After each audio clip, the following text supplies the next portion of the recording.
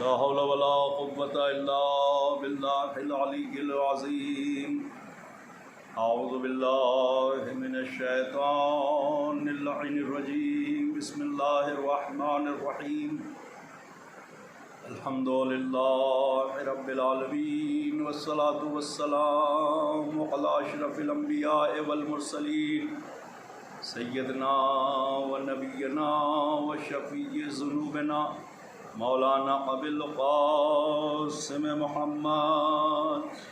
اللهم صل على محمد وآل محمد والصلاة والسلام على أهل بيت الطيبين الطاهرين المعصومين المظلومين المنتجبين المنتخبين المطهرين ولعنة الله على أعدائهم أجمعين من الآن إلى قيام يوم الدين.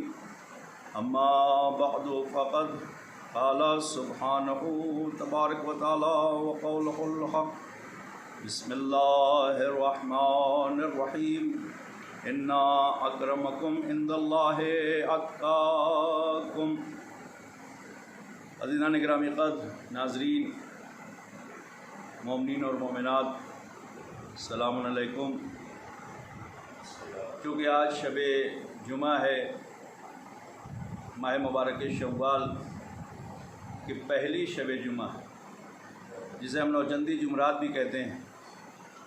چونکہ اس وقت پوری دنیا میں اور ہمارے ہندوستان میں بھی لاک ڈاؤن ہے، اور اس لاک ڈاؤن میں کوئی بھی اپنے مرحومین کی قبروں پہ نہیں پہنچ پا رہا ہے. اسی کو مد نظر رکھتے ہوئے میں نے سوچا کہ آج شوال کی پہلی شب جمعہ ہے اور ان مرحومین کے لیے کوئی نہ کوئی تحفہ بھیجا جائے. اور اس میں جو سب سے بڑا ہاتھ ہے ہمارے برادر محترم محسن نقوی صاحب، کہ جو وطن سے یہاں سے دور ہیں، دوسرے ملک میں ہیں. ان کی بھی خواہش تھی، تو میں نے کہا کہ نہیں، بہت اچھی خواہش ہے، اور اس طریقے سے ذکر آل محمد اگر ہو جائے تو مرحومین یا رحمت آباد قبرستان میں جو مومنین مومنات ہیں ان کی روح کو بھی اجر و ثواب ملے گا، اور تمام جملہ مومنین مومنات مرحومین کے لیے یہ مجلس ہو رہی. یقیناً پروردگار عالم قرآن مجید سورہ حجرات میں اعلان کر رہا ہے کہ انا اکرمکم عند اللہ اتقاکم.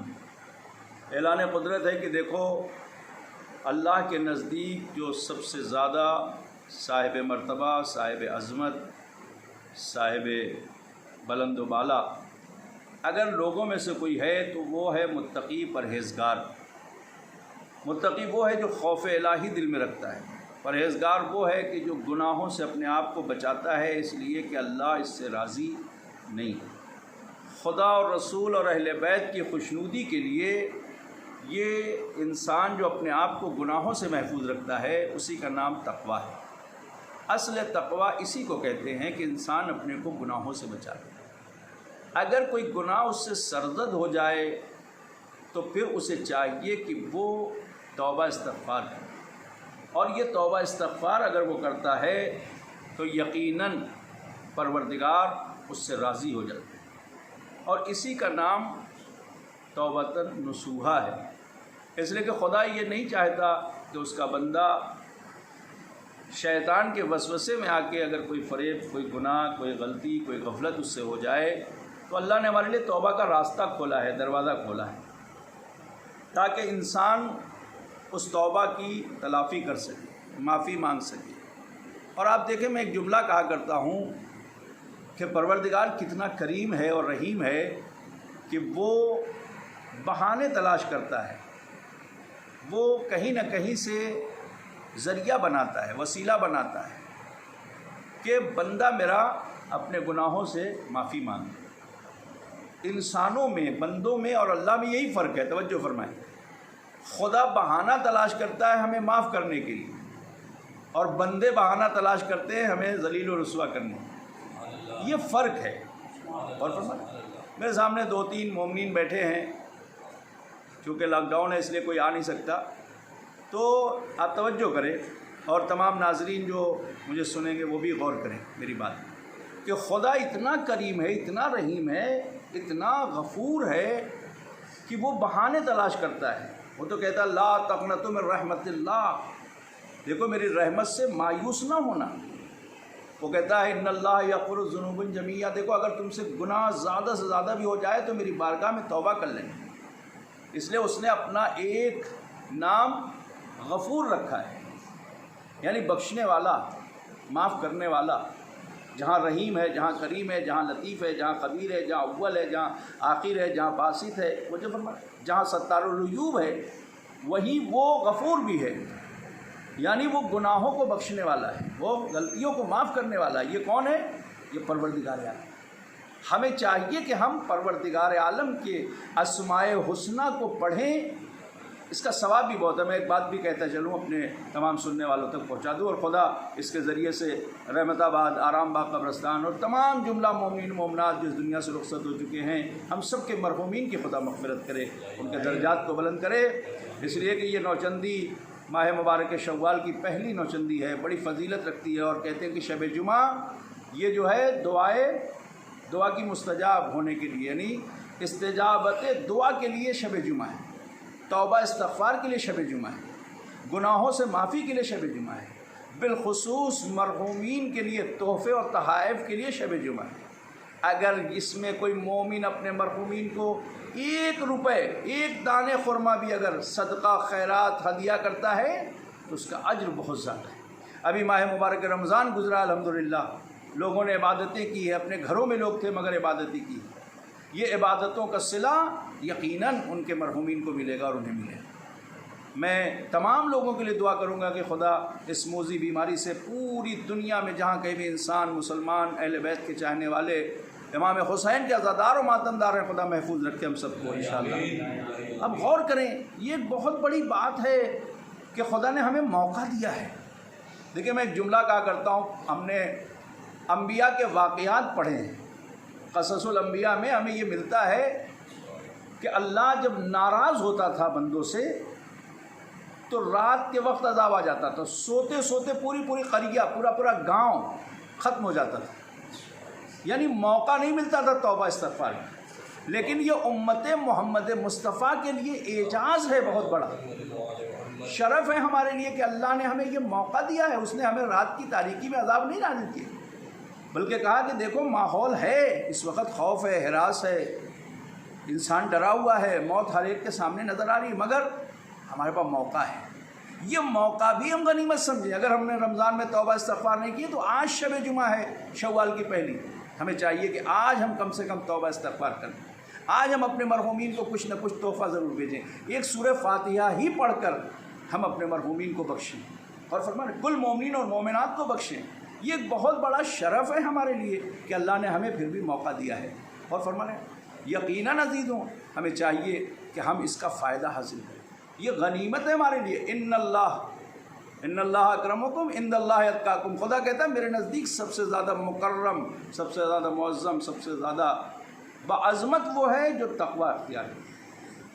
اور فرمایا انسان اگر نیکی نہ بھی کرے تو کام چل جائے گا، لیکن اگر انسان گناہ کرے گا تو پھر پروردگار اس کے لیے کہیں نہ کہیں سزا رکھے ہوئے، لیکن اگر وہ توبہ کر لے، استغفار کر لے۔ اور جو سب سے بڑی چیز ہے کہ معصوم نے فرمایا برزخ کا انتظام کر دیا۔ یہ مجلس ہم ان مرحومین کے برزخ کے لیے پڑھ رہے ہیں کہ جو قبروں میں ہیں، جو ابھی قیامت سے پہلے جن کی منزل برزخ ہے، چونکہ یہ بڑی سخت منزل ہے، اور فرما رہے ہیں یہ بڑی سخت منزل ہے، اور اس منزل کے لیے یہ ہے کہ اپنا انتظام کر کے آؤ، کسی کا حق کھا کے نہ ہو، کسی پر ظلم کر کے نہ ہو، کسی یتیم پر ستم کر کے نہ ہو، اور فرمایا جتنا ممکن ہو سکے کار خیر کر کے آؤ، عبادت الہی کر کے آؤ۔ اپنے وجود پر اگر انسان غور کرے تو خالق یاد آئے گا، خالق نظر آئے گا۔ صرف اپنے وجود پر اگر غور کرے، ذرے ذرے میں خدا کہتے نظر آتا ہے۔ چرند و پرند کو دیکھیں، انسانوں کو دیکھیں، اپنے وجود کو دیکھیں۔ آنکھیں اپنی جگہ ہے، کان اپنی جگہ ہے، ناک اپنی جگہ ہے، زبان اپنی جگہ ہے، ہاتھ اپنی جگہ ہے، پیر اپنی جگہ ہے۔ یہ کیا ہے؟ یہ کس نے بنایا ہے؟ ہر چیز اللہ نے بنایا۔ اور فرما رہے ہیں عزیزوں، میرے دوستوں، میرے بزرگوں، میرے تمام سننے والوں سے گزارش ہے کہ اگر ہم نے توبہ استغفار نہیں کیا تو کل امام زین العابدین علیہ السلام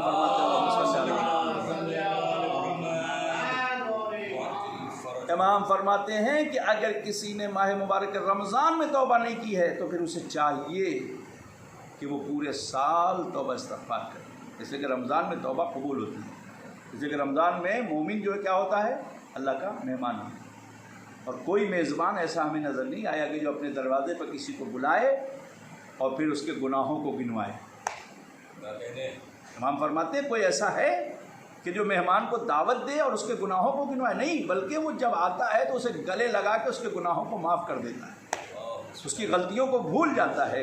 تو سوچئے کہ اگر خدا کے ہم مہمان ہیں صدق دل سے تو پھر اللہ رمضان میں ہمارے گناہوں کو امام فرماتے ہیں معاف کر دیتا ہے۔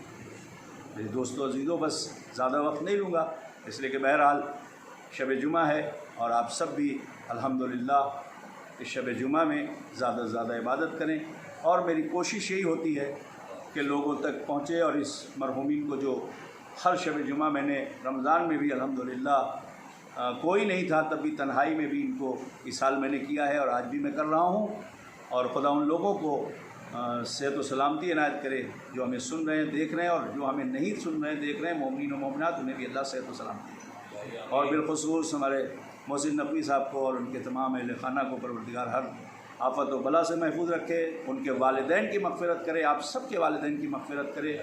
بس عزیزوں، بس دو جملے مصیبت کے، یقیناً ہم جب اہل بیت کا تذکرہ کرتے ہیں، مرحومین کے گناہوں کی بخشش کا مسئلہ آتا ہے تو یقیناً ہمیں کربلا یاد آ جاتا ہے، اس لیے کہ اگر کربلا نہ ہو تو ہمارے غم کا مداوع نہیں۔